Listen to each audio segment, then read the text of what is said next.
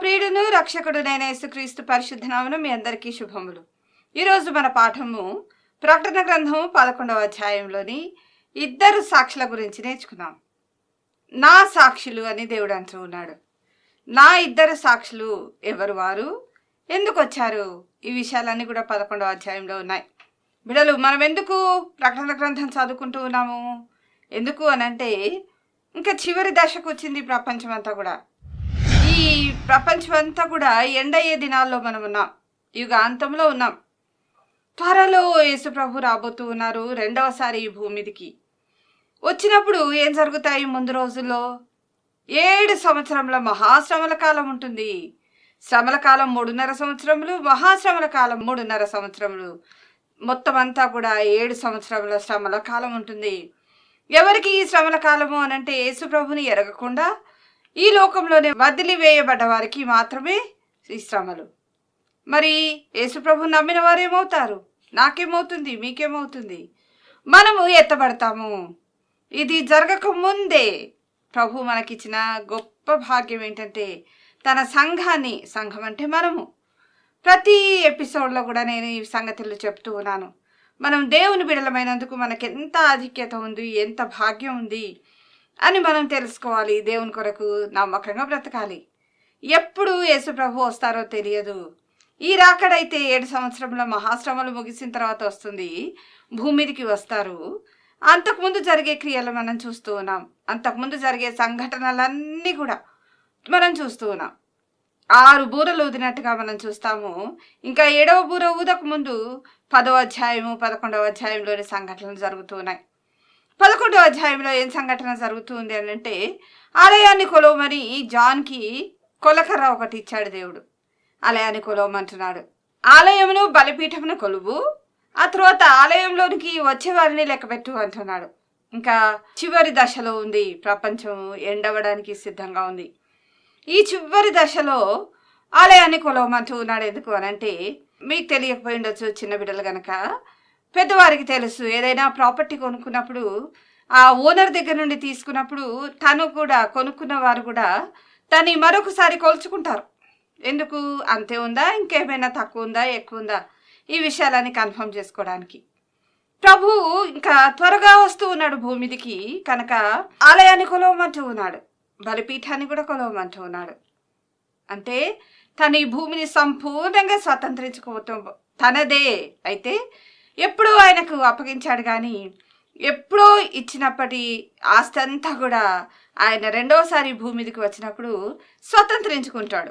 ఆక్యుపేషన్లో వస్తారు. మనము ఏదైనా ప్రాపర్టీ కొనుక్కున్నప్పుడు అడ్వాన్స్ పేమెంట్ ఇస్తాము. అంతా చేసినప్పటికీ దాన్ని ఆక్యుపేషన్ చేసుకోవడానికి కొంత సమయం పడుతుంది. అలాగే ప్రభు వచ్చి తను ఆక్యుపై చేయడానికి ఇంకా ఎంతోసేపు పట్టదు. అందుకని కొలతలు చూస్తూ ఉన్నాం మనం. ఈ కొలతలు యెహెజ్కేలు గ్రంథంలో కూడా ఉన్నాయి. కొలతలకు కొలవమనటం క్రొత్తేమీ కాదు. అంతకుముందు ఏం జరుగుతుందంట, మొదటి 3.5 సంవత్సరముల కాలము, శ్రమల కాలంలో మొత్తం 7 సంవత్సరాలు అయితే మొదటి 3.5 సంవత్సర కాలంలో ఏం జరుగుతుంది? నా సాక్షులు ఇద్దరు భూమిదికి వస్తారు. వారు యెరూషలేములోనే, పట్టణంలోనే ప్రవచిస్తూ ఉంటారు. వారు నా సాక్షులు అని ప్రభు చెప్తూ ఉన్నాడు. నా సాక్షులు పట్టణంలో ప్రవచిస్తూ ఉంటారు. ప్రవచిస్తూ ఉన్నప్పుడు ఆ 3.5 సంవత్సరాలు ఇంకా ఎరగని వారు, దేవుని తెలుసుకోలేని వారు, దేవునికి ఎంత ప్రేమ, ఎంత కనికరం, ఏ ఒక్కరూ నశించిపోకూడదని ఎన్ని ప్రయత్నాలు చేస్తూ ఉన్నాడు. మనం వినాలని, లోబడాలని, తనను నమ్మాలని. ఇన్ని ప్రయత్నాల్లో భాగంగా 2 సాక్షులు కూడా వచ్చారు. ఇప్పుడు ఎందుకు? యెరూషలేములో యూదులందరూ కూడా సమకూర్చబడ్డారు కనుక యూదుల మెస్సయ్యాను తిరస్కరించారు. ఇంతకుముందు మొదటిసారి వచ్చినప్పుడు మనము అంగీకరించి మనము సంఘంగా ఏర్పరచబడ్డాం, కానీ వాళ్ళు రిజెక్ట్ చేసినారు. అందువల్ల చివరిసారిగా అన్నట్టుగా 2 సాక్షులు వచ్చి ఈ సాక్ష్యం చెప్తూ ఉన్నారు. అది వచ్చిన మెస్సయ్య, మీరు ఎదురు చూసిన మెస్సయ్య వచ్చారు, చనిపోయారు, తిరిగి లేచారు, ఇప్పుడు రారాజుగా తిరిగి రాబోతూ ఉన్నారు అని వీరు సాక్ష్యం ఇస్తూ ఉన్నారు. వారి సాక్ష్యాన్ని విన్నవారు చాలామంది యేసు ప్రభులోనికి రావాలని, ఆయనే మెస్సయ్య అని నమ్మాలని ఎంతో మందిని తన కొరకు సంపాదించుకుంటూ ఉన్నారు. ఈ క్రమంలో ప్రపంచంలో మనం చూస్తూ ఉన్నాము. సాక్ష్యం చెబితే వారిని చంపుతూ ఉన్నారు, వారిని శ్రమల పాలు చేస్తూ ఉన్నారు. అప్పుడు ఈ సాక్షుల్ని కూడా చాలా శ్రమల పాలు చేస్తూ ఉన్నారు. అయితే వారికి అధికారం ఇచ్చి పంపారు యేసుప్రభు వారికి అధికారం ఇచ్చి పంపారు కనుక వారు ఎప్పుడంటే అప్పుడు నీళ్లను రక్తంగా మార్చే అధికారం ఉంది. ఆ తర్వాత అగ్ని దిగి వచ్చే అధికారం కూడా ఉంది. వారికి ఎవరైనా హాని చేస్తే వారి మీదకి అగ్ని దిగి వస్తుంది. ఇలాంటి సూచక క్రియలు మనము మోషే కాలంలో చూసాం. మోషే చేశాడు. అలాగే అగ్ని దిగి వచ్చటము ఏలియా కాలంలో చేశాడు. మోషే ఏలియాల వంటి ఆత్మ కలిగిన వారు వీళ్ళిద్దరు అన్నమాట. వీరు సాక్ష్యం చెప్పడం ముగించగానే, అంటే ఏ పనైనా దేవుడు అప్పగించినప్పుడు అది ఎంత కష్టమైనా ఎన్ని శ్రమలైనా పని పూర్తయ్యే వరకు దేవుడు మనకు తోడుగా ఉంటాడు. ఈ సాక్షులు కూడా పని పూర్తయిన తర్వాతనే సాతానుడు వచ్చి వారితో యుద్ధం చేస్తూ ఉన్నాడు. అగాధంలో నుండి క్రూర మృగం వచ్చి వారితో యుద్ధం చేసి వాడిని చంపేసింది. చంపినప్పుడు ఏం జరుగుతుంది తెలిసిన? వీరి శవాలను పాతి పెట్టడానికి ఎవరు ఒప్పుకోరు. ఎందుకు? అంతకుముందు చాలా బాధించారు కదా తెగుళ్లతో, అలాగే అగ్ని పంపించి భూనివాసుల్ని శ్రమ పెట్టారు గనక వారందరూ వీళ్ళని పాతి పెట్టనీయటం లేదు. పాతి పెట్టనీయకుండా ఉంచినందున 3.5 దినములు వారి శవంలో పట్టణంలో పడి ఉన్నాయి. సాతానుడు జయించడం ఏంటి అని డౌట్ రావచ్చు. దేవుడు అధికారం ఇచ్చాడు వారిని, దేవుడే అలౌ చేస్తూ ఉన్నాడు. ఇవన్నీ కూడా దేవుని సెలవు లేక ఏది జరగదు. మన తల వెంట్రుకలు ఒకటే నేల రాలదు. ఏదైనా కూడా తన ప్రణాళిక చొప్పుననే జరుగుతుంది. సాతానుడు వారిని జయించిన విషయం కూడా దేవుడు అనుమతించినందుననే జరిగింది. ఇవన్నీ జరగవలసి ఉంది. ఎందుకు? వారు చనిపోయారు. 3.5 దినములు వారి శవాలను పాతిపెట్టనీయలేదు. యెరూషలేము వీధులు అలాగ పడి ఉన్నాయి. అప్పుడు ప్రపంచమంతా చూస్తారట. యోహాను ఆ రోజులోనే రాశాడు ప్రపంచమంతా చూస్తారని. ఆయనకు ఎలా తెలుసు? ఈ విషయాలన్నీ ఆయన ముందుగానే చూశాడు. ఈరోజు టీవీలు ఉన్నాయి, మీడియా ఉంది, మనకు ఏ విషయమైనా క్షణాల్లో వార్తలు వచ్చేస్తాయి. వీళ్ళందరి శవాలు అక్కడ పడి ఉండటం చూసి వాళ్ళు కానుకలు పంపుకుంటూ ఉన్నారు. కానుకలు పంపుకొని సంతోషంగా వాళ్ళు సెలబ్రేట్ చేసుకుంటూ ఉన్నారు వీళ్ళ చావుని. కొంచెం మనకి అవమానకరంగా కనపడుతుంది కదా. అవును, ఇలాగెందుకు జరుగుతుంది? దేవుని బిడ్డలు ఎందుకు చేస్తూ ఉన్నారు? దుష్టుడి బుద్ధి అది. తనకు సమయం కొంచెమే, ఇంకొక 3.5 సంవత్సరాల కాలమే వాడికి సమయం ఉంది. ఆ తర్వాత యేసుప్రభు వస్తారు, బంధిస్తారు, అగాధంలో పడవేస్తారు, బాటంలెస్ పిట్లో పడేస్తాడు. కనుక వాడికి తెలుసా సంగతి, తనకు సమయం కొంచెమే ఉందని. దేవుని బిడ్డలందరినీ కూడా అలాగా శ్రమ పెడుతూ ఉన్నాడు. అంతేకాదు, వీరు సాక్ష్యం ఎందుకు ఇస్తూ ఉన్నారనంటే ఆ పట్టణంలో ఇశ్రాయేల్ దేశంలో యూదులు ఇంకా నమ్మని వారు, మెస్సయ్యగా గుర్తించని వారు ఉంటే తెలుసుకుంటారని ఇంకా సాక్ష్యం ఇస్తూ ఉన్నారు. యేసు ప్రభువుని గూర్చిన సాక్ష్యం. చనిపోయిన 3.5 దినముల తర్వాత ఒక్కసారిగా వాళ్ళు కాళ్ళ మీద లేచి నిలబడ్డారు. అద్భుతంగా చూస్తూ ఉన్నారు ప్రపంచమంతా ఈ విషయాన్ని. ఎంత అద్భుతం అసలు! చనిపోయిన వారు 3.5 దినములు పాతి పెట్టబడకుండా వీధులలో పడి ఉన్న శవాలు లేచి నిలబడి వారు ఆరోహణుడై వెళ్ళిపోయారు. ఒకప్పుడు యేసు ప్రభు చనిపోయి 3వ దినాన లేపబడినప్పుడు నమ్మని వారందరూ కూడా ఈరోజు తెలుసుకుంటారు, ఎస్, యేసు ప్రభు తిరిగి లేచాడు, మృతులలో నుండి లేచాడు, కళ్ళారా చూసైనా నమ్ముతారు అనుకున్నాడేమో దేవుడు ఇలాంటి కార్యానికి అనుమతించాడు. దేవుని యొద్ద నుండి వారిలోకి జీవాత్మ వచ్చింది కనుక వాళ్ళు లేచి నిలబడ్డారు, పాదములూని నిలిచిరి. అప్పుడు స్వరం వినబడుతుంది పరలోకం నుండి, ఇక్కడికి ఎక్కి రమ్ము అనగానే ఆ 2 సాక్షులు ఎక్కి వెళ్ళిపోయినారు. ఎక్కడికి వెళ్ళిపోయారు? పరలోకానికి వెళ్ళిపోయినారు. ఇలాంటి పరిస్థితి యేసుప్రభుని నమ్మిన వారికి ఉంటుంది అని కళ్ళారా చూసిన వారు కూడా అర్థం చేసుకుంటారని నేను అనుకుంటున్నాను. కన్నులారా చూసిన విషయము చెబితే వినకపోతే కన్నులారా చూస్తే తప్పకుండా నమ్ముతాం కదా. చివరి సాక్ష్యం యేసుప్రభు గురించి ఇంకా నమ్మకపోతే వారికి నిత్య నరకంలోనికి నెట్టివేయబడతారు. ఆ తర్వాత ఏం జరుగుతూ ఉంది? గొప్ప భూకంపం కలిగింది. ఆ భూకంపంతో 7,000 మంది చచ్చిపోయారు.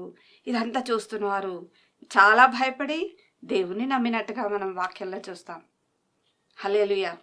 దేవుని నమ్మడానికి ఈ విషయాలన్నీ జరుగుతున్నాయి బిడ్డలారా. దేవునికి విరోధంగా ఉండి మనం ఏమీ చేయలేము. దేవుని ఎదుట నిలబడ్డప్పుడు మనకు ఎవ్వరూ మన పక్షాన నిలబడరు, ఎవరిది వారుకుంటుంది కనుక. అప్పుడు ఇదంతా కూడా రెండవ శ్రమ. అయ్యో అయ్యో అయ్యో భూనివాసులకు శ్రమ అని పక్షిరాజు చెప్పిన దాంట్లో రెండవ శ్రమ అయిపోయింది. ఇంకా ఏడవ బుర్ర ఊదబడుతుంది. ఇప్పుడు ఏడవ బుర్ర ఊదబడినప్పుడు ఏం జరుగుతుంది? పరలోకంలో గొప్ప శబ్దాలు పుట్టాయి. వాళ్ళు ఏమంటున్నారు? ఈ లోకరాజ్యాలన్నీ కూడా ప్రభు రాజ్యము, క్రీస్తు రాజ్యం అయినాయి. ఆయన యుగ యుగాలు ఏరడానికి ఈ భూమి మీదకి వస్తూ ఉన్నాడు. ఎంతో టైం లేదు.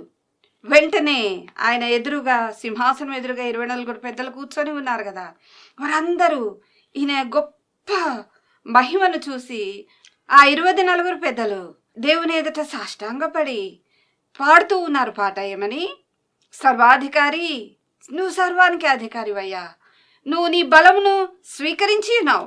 అంటే కొద్ది కాలము సాతాను చేతిలో, వాడి చేతిలో ఉన్నట్టుగా ఉన్న బలాన్ని తిరిగి స్వీకరించి ఉన్నావు. నువ్వు తిరిగి పొందుకున్నావు.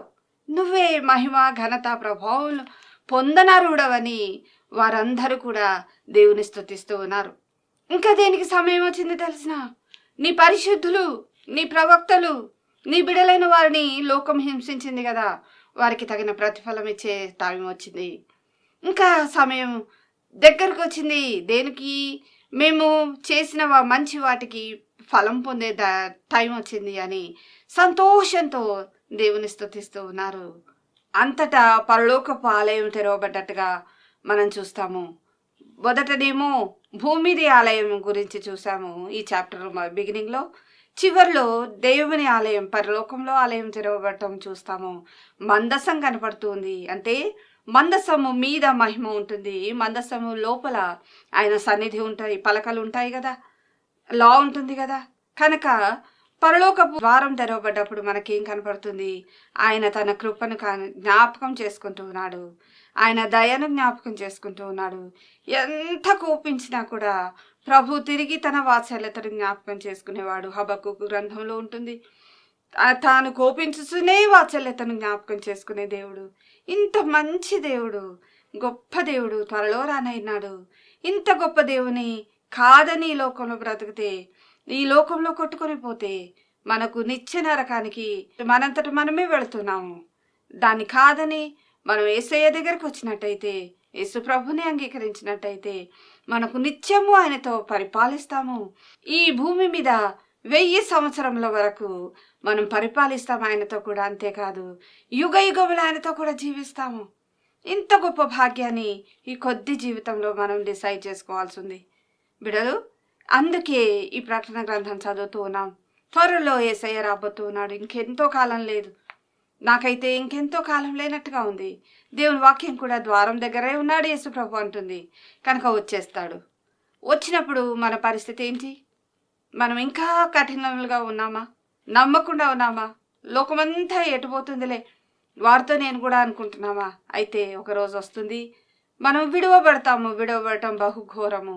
అంతేకాదు నిత్య నరకానికి పోతాము. అది వద్దని యేసు ప్రభు మనల్ని పిలుస్తూ ఉన్నాడు. ఈ విషయాలన్నీ కూడా మనకు చెప్తూ ఉన్నాడు.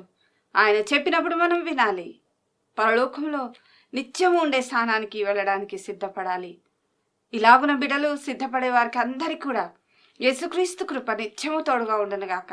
Thank you. God bless you.